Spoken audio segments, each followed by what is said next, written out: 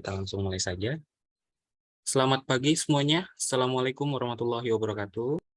Waalaikumsalam warahmatullahi wabarakatuh. Pagi Pak Isa. Pak Isa.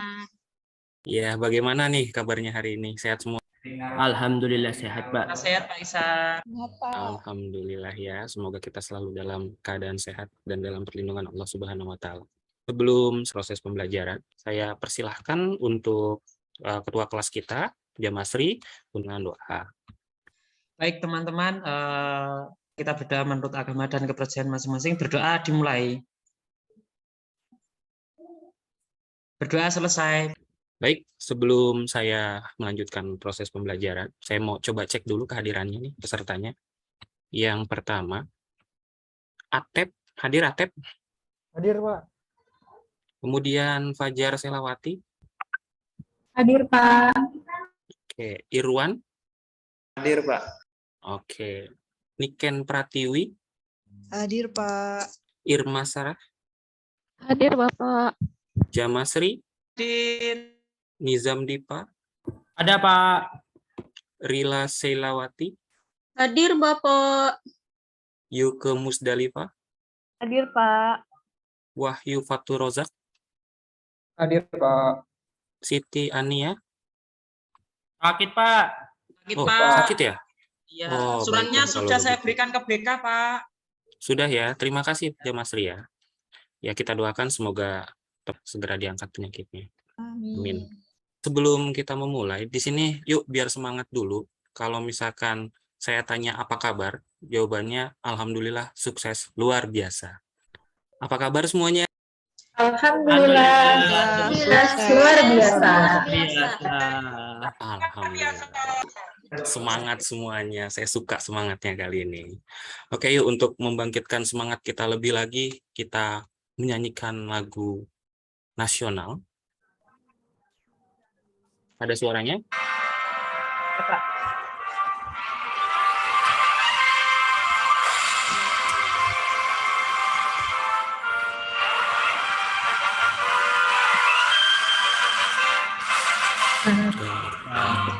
Pancasila.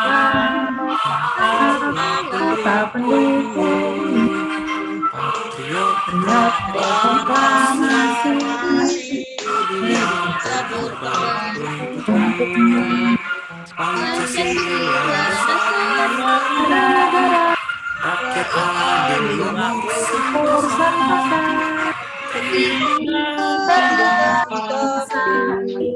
Ayo maju, Ayo maju,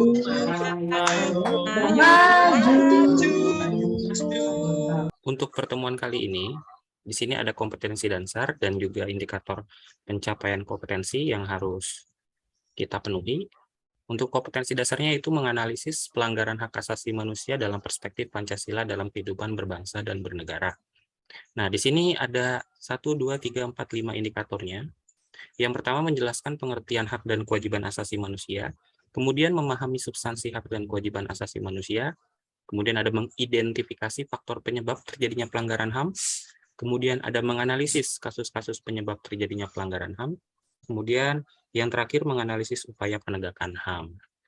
Nah, ini tujuan pembelajaran kita pada hari ini. Ada 3 aspek. Afektifnya yaitu dengan bersyukur kita menerima hak asasi manusia sebagai anugerah dari Tuhan Yang Maha Esa. Kemudian melalui saling tolong-menolong, peserta didik itu bersikap peduli terhadap hak asasi manusia. Dan di sini ada tujuan pembelajaran kognitifnya, yaitu melalui diskusi kelompok yang nanti akan dilaksanakan, peserta didik mampu untuk menganalisis kasus-kasus pelanggaran hak asasi manusia dengan tepat. Dan yang terakhir, psikomotor atau keterampilan, melalui kegiatan presentasi, peserta didik mampu menyaji hasil analisis pelanggaran hak asasi manusia. Jadi, nanti ke depannya itu dalam proses pembelajaran kita ini, diharapkan kalian bisa menampilkan sikap-sikap menghargai dan bersyukur atas pemberian Tuhan berupa hak asasi manusia. Kemudian kalian nanti akan melaksanakan diskusi kelompok. Dan juga yang terakhir, dari hasil diskusi tersebut, kalian lakukan presentasi dan juga tanya jawab. Kalian masih ingat kan untuk pertemuan minggu lalu itu, kita membahas tentang makna hak asasi manusia, kemudian kewajiban asasi manusia, kita juga sudah membahas substansi-substansi di dalamnya. Nah, Oleh sebab itu, sebelum kita lanjut ke materi, di sini ada video yang ingin Bapak tampilkan. Silahkan disimak baik-baik ya untuk video berikutnya.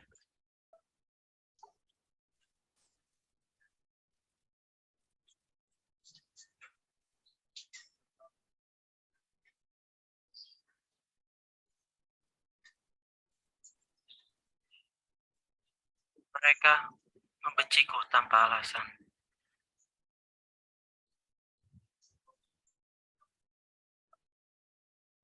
Membandingkan aku dengan orang lain dalam kompetisi yang tidak adil.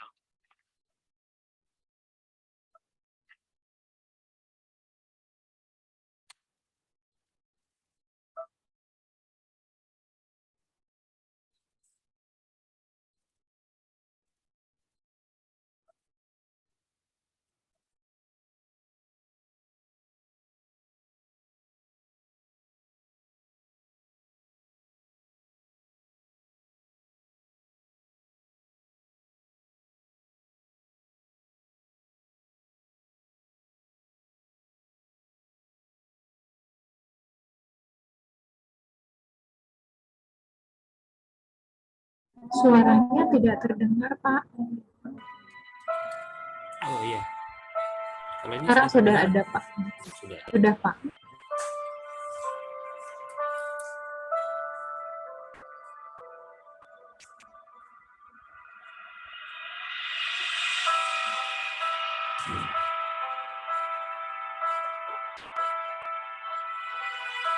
Ya, ini seorang anak yang selalu dibully oleh teman-teman dengan sebutan-sebutan seperti yang ada di stick notes tersebut. Nah, itu dia. Sangat-sangat tidak pantas. Hal ini aku masih bisa tahan. Ini hanya berlangsung beberapa menit sehari. Tapi ini selalu menghantuiku 24 jam. Membuatku percaya kalau aku tidak berguna. Aku sampah dan dunia akan jadi lebih baik tanpa kehadiranku. Ya, dunia akan lebih baik tanpa kehadiranku. Jadi, aku memutuskan untuk mengucapkan selamat tinggal pada dunia. Ya, selamat tinggal dunia, di mana aku tidak diinginkan. Selamat tinggal diriku, yang menjadi badut pelampiasan.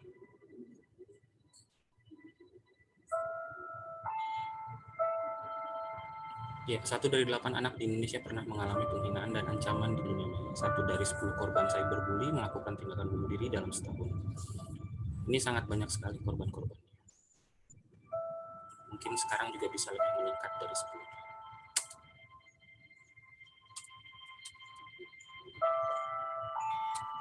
Ya. Baik. Nah, itu adalah sedikit video yang bisa saya tampilkan mengenai salah satu kasus ya. Nah, dari sini silahkan kalian ajukan pendapat kalian atau mungkin ada yang ingin bertanya melalui aplikasi Jamboard yang sudah saya berikan melalui kolom komentar yang ada di Zoom ini ya. Atau mungkin di grup WhatsApp silahkan dicek. Nah, kalau sudah silahkan di copy paste untuk linknya yang sudah saya share di kolom komentar, kemudian dipindahkan.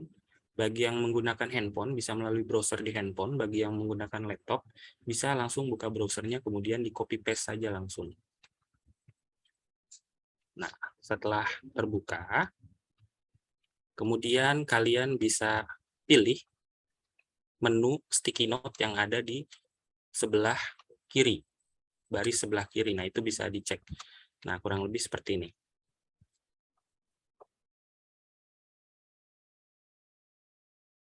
Nah, silakan dicek nih yang ini nih, sticky note tulisannya. Sudah ada ini. Nah, ini bisa diedit juga, bisa diperbesar. Sama kalian juga bisa di custom. Pak, saya pernah di posisi ini, saya ingin melakukan hal yang sama, cuma saya masih percaya ada Tuhan dan karma. Memang ya sangat menyedihkan. Mungkin saja semua orang hampir pernah ada di posisi dibully seperti itu. Hanya saja yang membedakan ada yang kuat menghadapinya, ada yang menyerah, dan ada yang melawan balik. Seperti itu. Kemudian ada pernyataan lagi nih. Boleh ditulis lagi yang lain. Jadi memang kasus bullying ini sangat-sangat ini ya. Sangat-sangat marak sekali di kalangan, khususnya kalangan para pelajar. Saya pernah menolong Jamasri ketika sedang dibully, luar biasa sekali. Ini tidak ada namanya, berarti memang kalian itu luar biasa. Seperti pahlawan tanpa tanda jasa gitu ya. Superhero, Pak. Superhero, betul sekali, Pak. Itu Jamasri ya. Nah, di sini ada lagi nih. Saya tidak tega, Pak, mau nangis kalau ada pembulian seperti itu. Hukumannya apa itu, Pak Isan? Nah, nanti kita bahas untuk hukumannya. Mungkin yang lain juga ada yang bisa berpendapat untuk menjawab pertanyaan ini. Silahkan, yang mau open mic boleh, yang mau menuliskan di sticky note-nya juga silahkan. Nah, hukumannya yang pantas itu kalau untuk pembulian itu biasanya berupa sanksi sosial ya. Atau mungkin juga bisa mendapatkan nasihat-nasihat dari guru-gurunya, atau bisa berupa hukuman-hukuman yang mendidik gitu. Bagaimana kalau dia di posisi anak yang sedang dibully, itu harus diajarkan, diberi pemahaman, diandaikan jika posisi anak tersebut adalah di posisi orang yang sedang dibully, itu pasti sangat menyakitkan. Baik, satu lagi, terakhir. Saya pernah direndahkan, dihina, difitnah, tapi saya lawan. Nah, benar sekali. Memang bullying itu mereka itu hanya berani membuli ketika mereka bersama-sama. Tapi ketika kita berani untuk melawan hal itu, maka tidak akan berani lagi tuh si pembuli. Karena memang mereka itu bisa dibilang mentalnya adalah mental patungan, atau beraninya hanya karena bersama saja gitu. Kalau sendiri mereka ya mungkin sama seperti kita gitu. Nah, baik, terima kasih atas masukan-masukannya, atas pendapatnya, dan juga pertanyaannya. Nah, untuk pertanyaannya, kira-kira ada yang mau menjawab nggak nih? Hukumannya apa yang cocok bagi orang yang suka membuli? Dibully balik, Pak. Bully balik. Wah, luar biasa. Oh, masih ada nih. Saya dipalak Nizam, saya dikejar balik. Ya Allah. Nizam jangan seperti itu ya. Itu asas praduga tak bersalah, Pak. Saya difitnah, Pak. Oh, difitnah. Fitnah. Oke. Selagi tidak ada bukti, mungkin bisa lah kita memberikan bahwa saya tidak bersalah, Pak. Tapi nanti kalau sampai terbukti, kamu harus mempertanggungjawabkannya. Siapapun itu ya. Bukan buat Dibalikin Nizam 2 kali aja, tapi lipat, buat Pak. semuanya. Dibalikin 2 kali lipat. Boleh. Baik, kita lanjut ya. Kita langsung masuk ke materi berikutnya. Sekaligus kita mengingatkan, apa sih yang sudah kita pelajari di pertemuan-pertemuan sebelumnya. Oke. Nah, sudah muncul ya? Ya, ini materi 2 minggu yang lalu, makna konsep hak dan kewajiban asasi manusia, HAM, hak asasi manusia. Nah, di sini ada menurut undang-undang ya, tentang hak asasi manusia. Coba bisa tolong dibacakan. Niken, silakan Niken, dibaca Ya, Pak. untuk, ya. Menurut Undang-Undang RI Nomor 39 Tahun 1999, hak asasi manusia adalah seperangkat hak yang melekat pada hakikat dan keberadaan manusia sebagai makhluk Tuhan yang Maha Esa dan merupakan anugerahnya yang wajib dihormati, dijunjung tinggi, dan dilindungi oleh negara, hukum, pemerintah, dan setiap orang demi kehormatan serta perlindungan harkat dan martabat manusia. Sedangkan menurut Jan Matterson, hak asasi manusia adalah hak-hak yang melekat dalam diri manusia, dan tanpa hak itu manusia tidak dapat hidup sebagai manusia. Nah, dari pengertian tersebut terkandung 2 makna, yaitu hak merupakan hak alamiah dan hak instrumental. Hak asasi manusia itu adalah hak dasar manusia menurut kodratnya, yang pada dasarnya di dalam diri manusia selalu melekat 3 hal, yaitu hidup, kebebasan, dan kebahagiaan. Iya, terima kasih Niken ya. Jadi Sama-sama. memang dalam hak asasi manusia ini memang pada dasarnya hak ini sudah diberikan oleh Allah Subhanahu wa taala bahkan sejak kita masih di dalam kandungan ya. Sejak dalam kandungan, lahir dan sampai kita nanti meninggal. Nah, jadi secara sederhana, hak asasi manusia itu merupakan hak dasar menurut kodratnya. Yang pada dasarnya, di dalam diri manusia itu selalu melekat 3 hal yang tidak bisa terlepas. Yang pertama adalah hidup, yang kedua adalah kebebasan, dan yang ketiga adalah kebahagiaan. Di sini kira-kira dari ketiga hal ini, apakah ada yang merasa kurang atau bagaimana gitu? Adakah yang merasa kurang bebas atau kurang bahagia gitu? Atau jangan-jangan merasa, saya hidup tapi seperti tak hidup gitu? Ya saya Pak, Ya gimana Nizam? saya hidup tapi merasa tidak berguna Pak. Waduh, merasa hampa gitu ya? Ya Pak. Sekali kawan. Iya, Iya. sedih saya. Irwan gimana Irwan? Mau memberikan tanggapan mengenai Nizam ini? Iya, kalau untuk terkait Nizam tadi, sebetulnya kita cari tahu dulu Pak, akar masalahnya gimana. Luar biasa sekali. Jadi dicari tahu ini kenapa Nizam sampai merasa Iya Pak, tidak hidup gitu ya? tidak hidup. Mungkin, Padahal dia hidup iya. Pak. Iya, mungkin butuh support system nih dari kita Nah. agar Nizam ini bisa lebih merasakan indahnya hidup, bisa Iya, merasa Pak. lebih Uang, Pak. bebas. Butuh Betul. uang Ya? Pak. Disinilah uang. peran Butuh. agama Pak, betul Pak. Nah, peran agama luar biasa sekali. Terima kasih untuk Irwan dan Nizam. Sama Baik, kita lanjut lagi. Nah, di sini juga ada ciri-ciri khusus dari hak asasi manusia. Yang pertama adalah hakiki, universal, tidak dapat dicabut dan dibagi. Hakiki itu memang pada dasarnya hak asasi manusia itu merupakan pemberian dari Tuhan. Sudah ada sejak kita dalam kandungan. Nah, itu hakiki sifatnya. Kemudian ciri-ciri yang kedua yaitu universal. Hak asasi manusia ini tidak memandang dari suku mana, dari ras apa, kulitnya bagaimana, orangnya seperti apa, dia tidak memandang. Selagi manusia, maka mereka memiliki hak asasi manusia. Kemudian yang ketiga tidak dapat dicabut dan dibagi. Nah, di sini juga ada yang namanya kewajiban asasi manusia. Nah, untuk kewajiban asasi manusia saya mau minta tolong dibacakan lagi di sini untuk Wahyu. Tolong Wahyu dibacakan. Ya, Pak.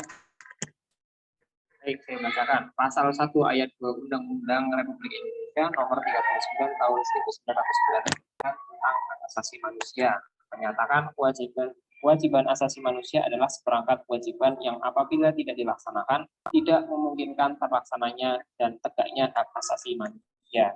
Itu Pak. Baik, terima kasih untuk Wahyu, luar biasa ya. Jadi memang untuk kewajiban asasi manusia ini merupakan seperangkat alat yang memang harus ada untuk mengiringi yang namanya hak asasi manusia itu sendiri. Sehingga apabila kewajiban asasi manusia ini tidak dilaksanakan, maka banyak terjadi pelanggaran-pelanggaran terhadap hak asasi manusia.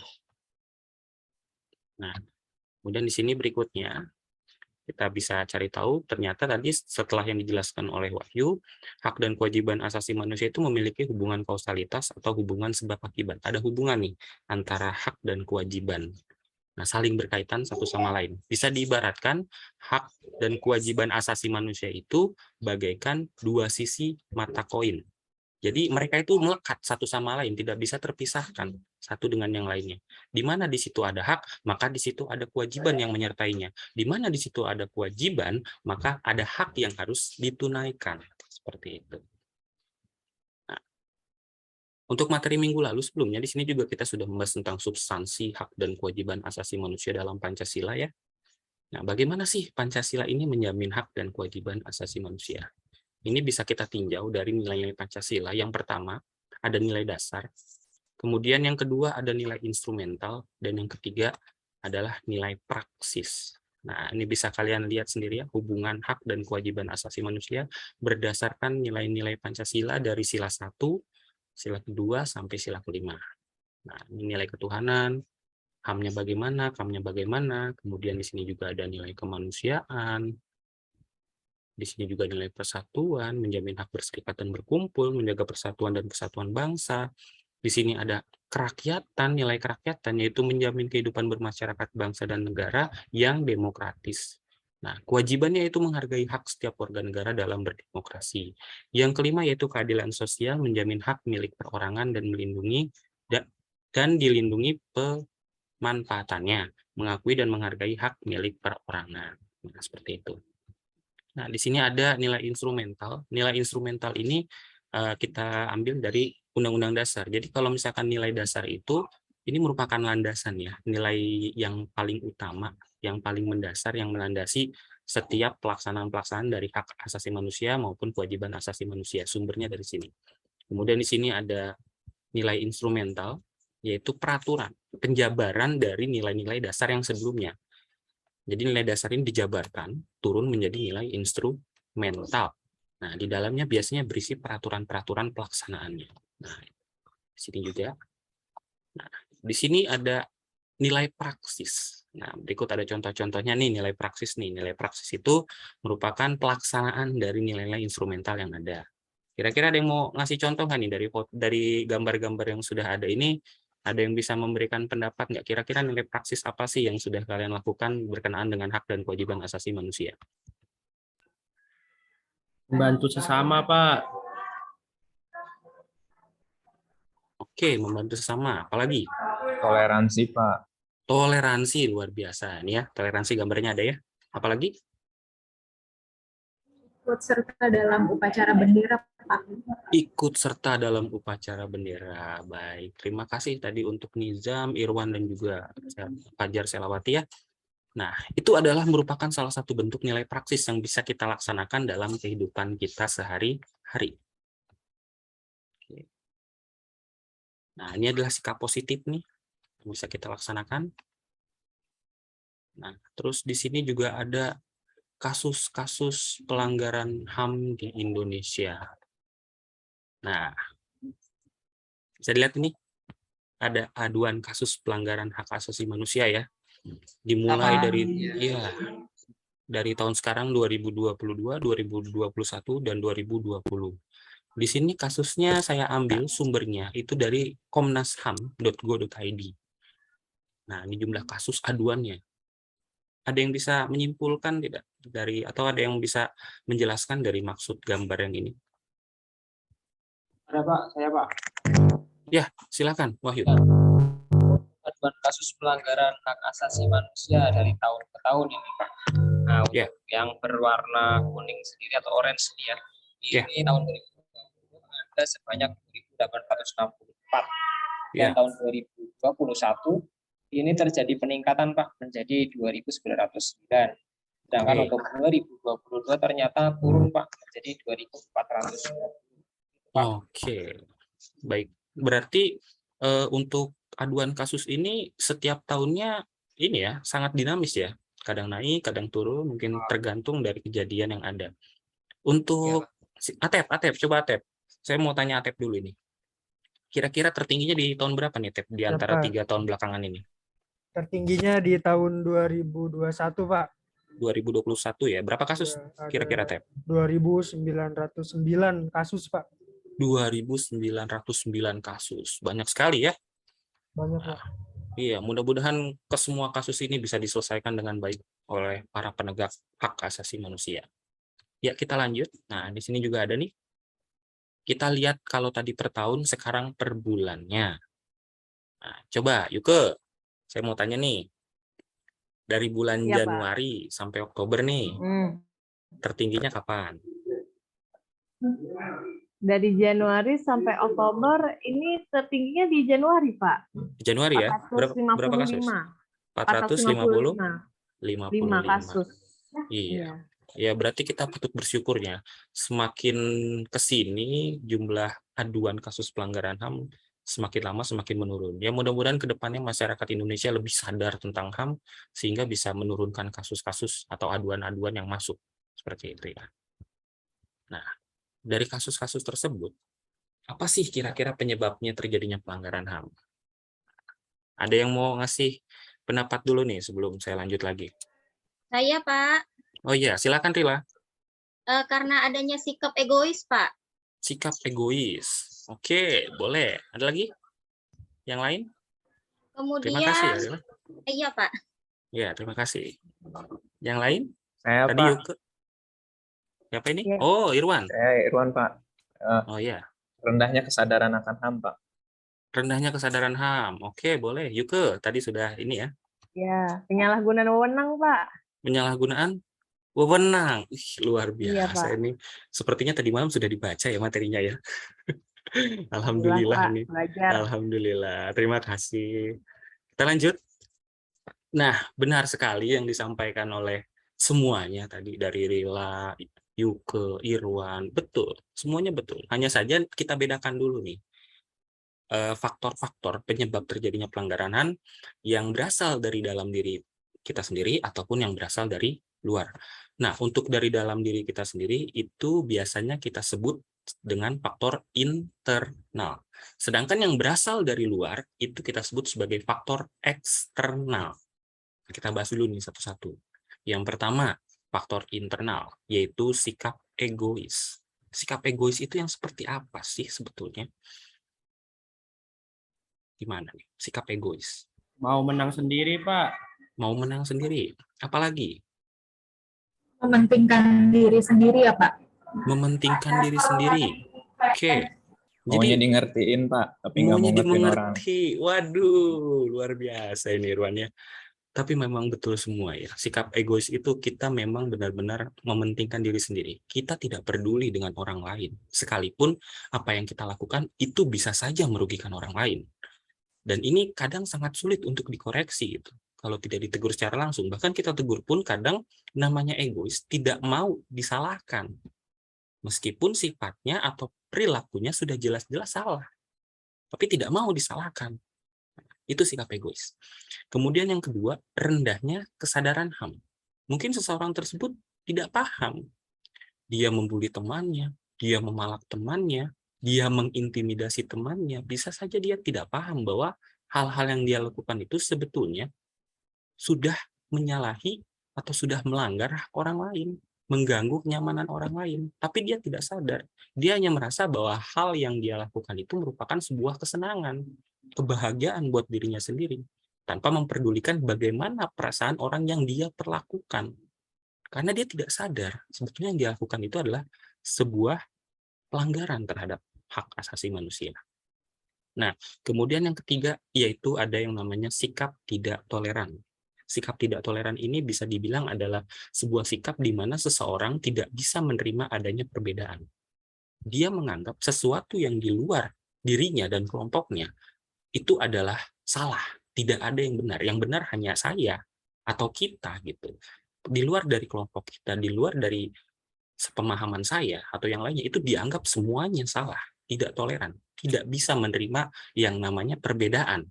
Nah, ini yang dinamakan dengan sikap tidak toleran.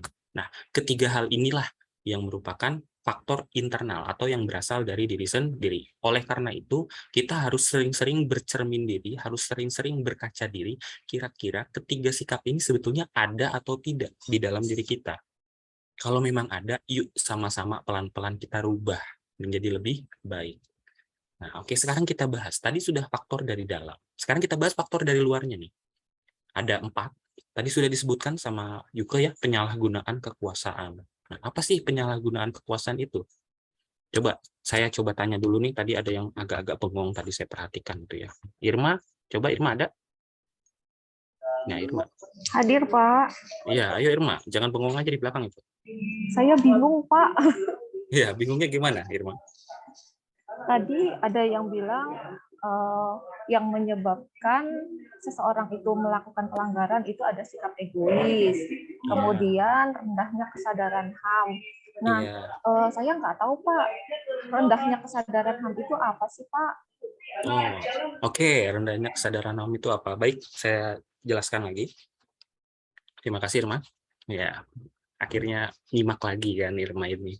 Jadi rendahnya kesadaran HAM itu seseorang itu tidak tahu atau tidak sadar, tidak memiliki pemahaman tentang apa itu HAM, apa saja hal-hal yang tidak boleh dilakukan untuk menjaga hak seseorang.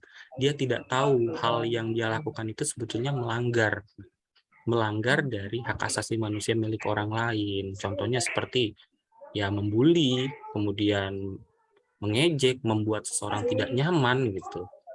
Atau bahkan bisa membuat temannya itu seperti budak, disuruh ke sana ke sini gitu kan, beli ini beli itu, bersihkan ini bersihkan itu. Nah itu kan dia tidak sadar yang dilakukannya ini sebenarnya melanggar HAM. Nah itu yang dimaksud rendahnya kesadaran HAM.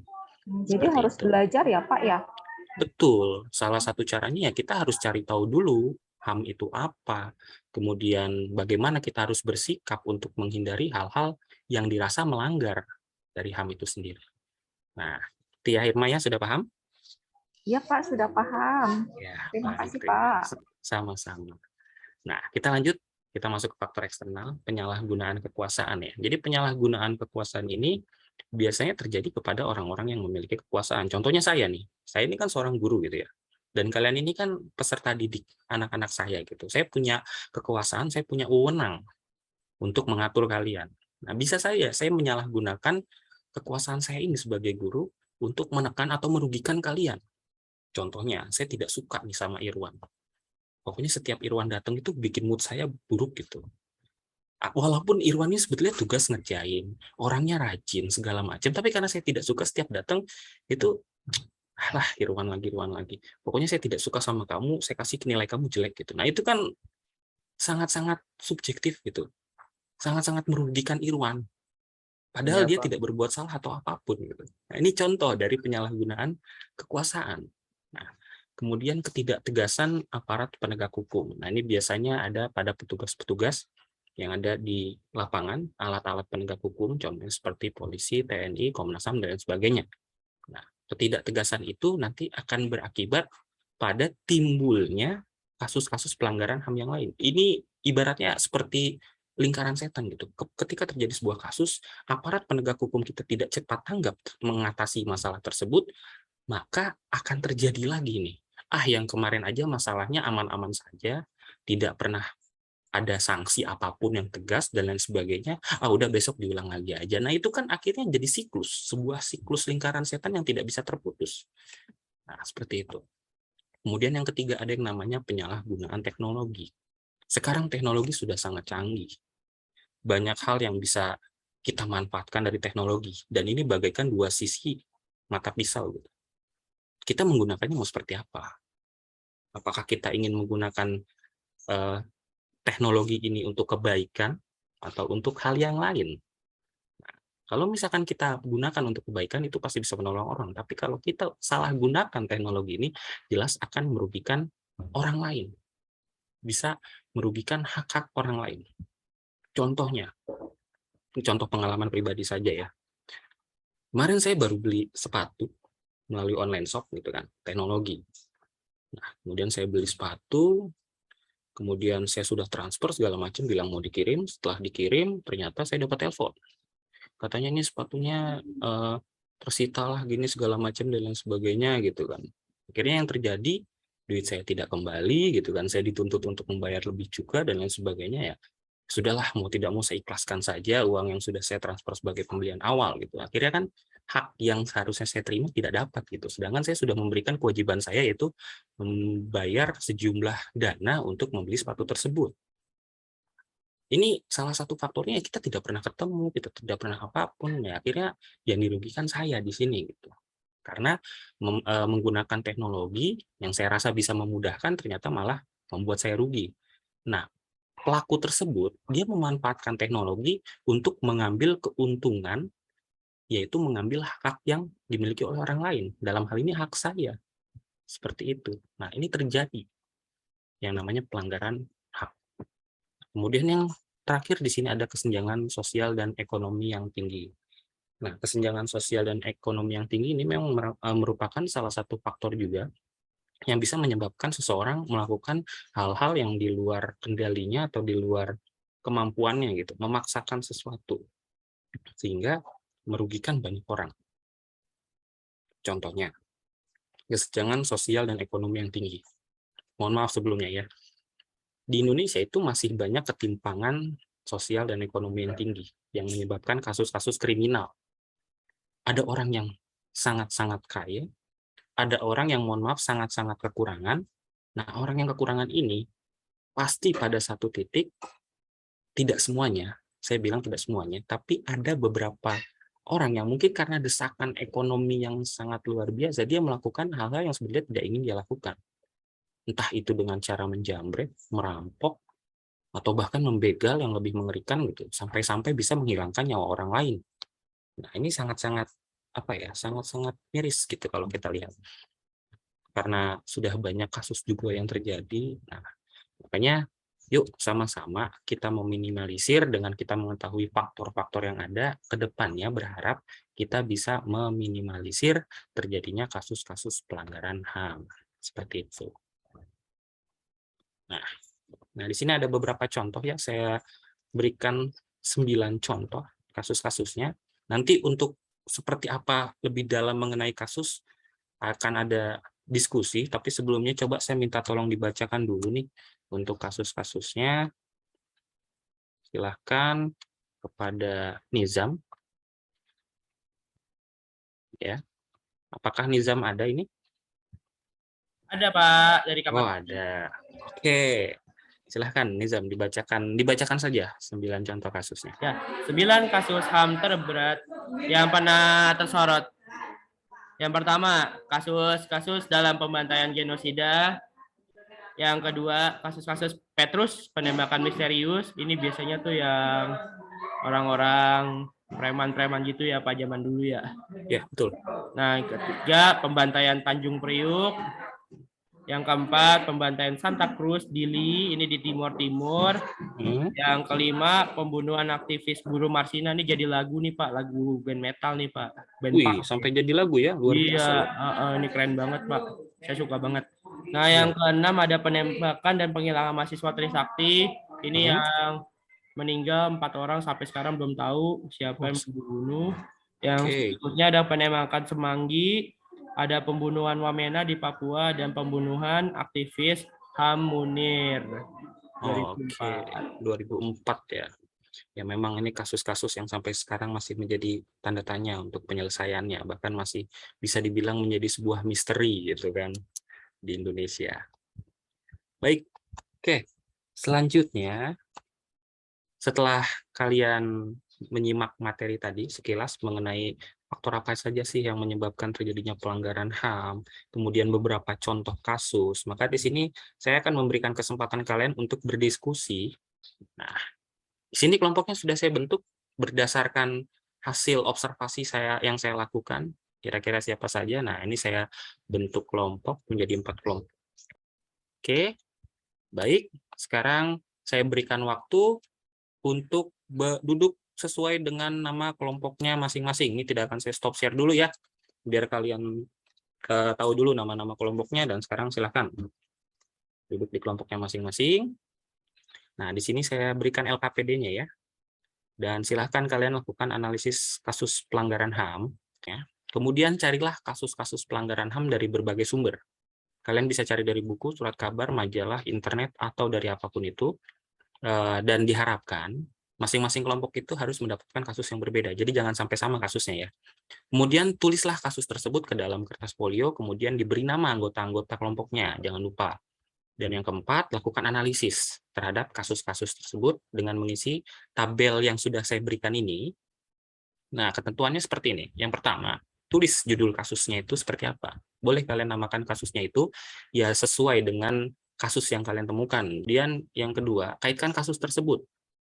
Nah, ini sudah melanggar hak apa? Ditinjaunya dari mana? Ditinjau dari substansi nilai-nilai Pancasila, khususnya nilai instrumental ya, karena berkaitan dengan aturan. Nah, kemudian yang ketiga, kalian selidiki motif atau penyebab terjadinya kasus pelanggaran tersebut, ditinjau dari faktor internal dan eksternal yang tadi saya jabarkan. Nah, yang keempat, kalian berikanlah solusi menurut pendapat kalian masing-masing. Nah, jadi silahkan, pendapat kalian seperti apa dari kasus yang kalian kaji, hak yang dilanggar, faktor penyebabnya apa, solusinya berdasarkan pendapat kalian masing-masing. Nah, seperti itu. Setelah itu, baru kita lakukan presentasi. Untuk kelompok 1, gimana? Atep, sudah ketemu belum kasusnya, Atep? Iya, Pak. Halo. Sudah ketemu, Pak. Oke, sudah ya. Untuk kelompok 2, Fajar, gimana Fajar? Fajar Selawati? Iya, sudah Pak, ketemu Sudah kasusnya, terus Oke. kita lagi analisis faktor penyebabnya, Pak. Oke, silakan dicari tahu dulu faktor penyebabnya ya. Oke, baik, lanjut. Yuke, gimana Yuke? Iya, Pak. Ada kendala nggak? Untuk kasusnya harus yang sekarang-sekarang atau yang udah lama juga boleh, Pak? lebih enak sih kasus yang sekarang aja ya. Maksudnya masih hangat-hangat di pikiran kita gitu. Kalau yang sudah lama, khawatir ada yang tidak mengikuti berita, jadi lupa gitu. Kalau bisa yang terkini saja. Ya, siap, Bapak. Oke, baik. Lanjut. Niken. Gimana Niken? Ya, lagi mencari beritanya, Pak, kasusnya. Oke, silahkan. Dicari dulu ya beritanya ya. Iya, Pak. Oke. Apakah masih ada kendala atau sudah bisa semua? Sudah, Pak. Sudah. Oke, baru Nizam aja nih yang sudah nih. Coba kelompok yang lain sudah belum? Sudah, Pak. Sudah. Oke, baik ya.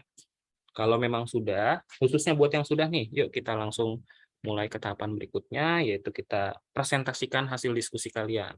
Nah, untuk pertemuan kali ini saya minta 2 kelompok dulu, untuk 2 kelompok yang lain, silakan disimak hasil analisis dari kelompok yang sudah mempresentasikan, kemudian kelompok yang belum mempresentasikan, 2 kelompok ini nanti akan memberikan tanggapan. Begitu, kita langsung mulai saja presentasinya. Kepada kelompok 1 dan 2, silakan dipersiapkan. Ya, Assalamualaikum warahmatullahi wabarakatuh. Waalaikumsalam. Saya dari kelompok 1 ingin mempresentasikan tentang kasus-kasus pelanggaran HAM. Pertama, tragedi Kanjuruhan. Nah, tragedi Kanjuruhan itu hak yang dilanggar pasal 28A karena hak untuk hidup serta mempertahankan hidup dan kehidupan. Faktor penyebabnya tuh karena penyalahgunaan kekuasaan sebagai aparat penegak hukum. Faktor internalnya sikap tidak toleransi. Iyalah orang diinjek-injek, Pak. Kasihan banget, Pak. Iya. Solusinya, pihak aparat penegak hukum harus mengusut tuntas kasus tersebut dan bertanggung jawab kepada keluarga korban. Khususnya untuk anak-anak yang masih bayi, yang masih kecil, yang meninggal karena injak-injak. Itu sangat menyedihkan sekali, Pak. Ya, baik. Terima kasih Nizam. Ya, tadi memang betul yang disampaikan oleh Nizam ya, mengenai kasus tragedi Kanjuruhan ini sangat memilukan, khususnya bagi para pecinta sepak bola, ini sangat-sangat memilukan gitu. Karena di sini banyak memakan korban, bukan hanya 1-2 orang, tapi sampai ratusan orang. Kurang lebih 127 lebih, bahkan ada yang mengabarkan korban yang meninggal itu sampai 137 lebih. Nah, ini sangat-sangat miris gitu ya. Untuk itu, di sini sudah benar ya yang disampaikan, yaitu hak yang dilanggar yaitu pasal 28A, hak untuk hidup serta mempertahankan hidupnya. Nah, seseorang memang punya hak untuk mempertahankan hidupnya, apalagi dalam kasus tersebut kerusuhan itu mengepung para penonton, baik yang memang masuk ke lapangan ataupun yang tidak. Bahkan kebanyakan yang menjadi korban adalah orang-orang yang tidak turun ke lapangan. Nah, ini kan sangat miris. Ada kesalahan prosedur di dalamnya yang menyebabkan terjadinya banyak korban. Penyalahgunaan kekuasaan, yaitu aparat penegak hukum, dia dengan sewenang-wenang menggunakan alat-alat untuk menertibkan, gas air mata ditebar kemana-mana yang menyebabkan kepanikan yang luar biasa. Nah, kemudian di sini ada faktor internal juga, sikap tidak toleransi. Nah, dari para supporter yang tidak terima, dia turun ke lapangan gitu. Kemudian juga dari aparat penegak hukum yang begitu kerasnya tidak memberikan keleluasaan atau kesempatan bagi orang-orang yang tidak bersalah menyelamatkan diri gitu. Nah, ini sangat-sangat menyedihkan. Semoga aparat penegak hukum solusinya tadi yang disampaikan bisa bertanggung jawab atas kejadian tersebut. Untuk tanggapannya bagaimana? 1 orang, silakan untuk menanggapi. Saya, Pak. Tidak ada. Oh ya, silakan. Saya dari kelompok 3. Wahyu?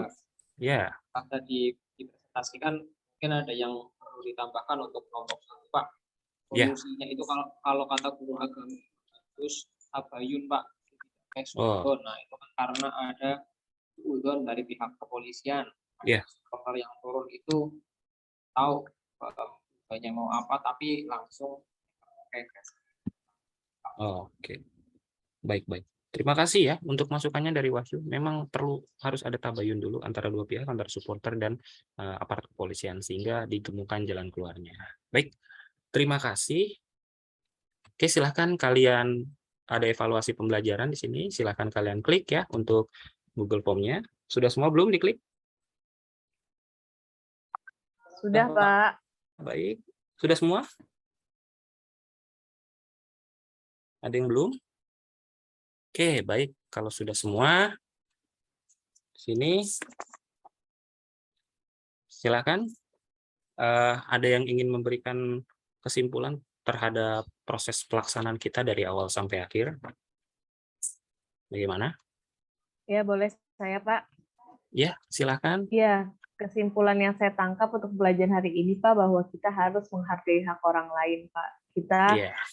Kita harus mengingat bahwa kita punya hak, tapi orang lain juga punya hak. Jadi saling menghargai antar satu sama lain, seperti itu, Pak. Baik, terima kasih Yuke. Ya, betul sekali.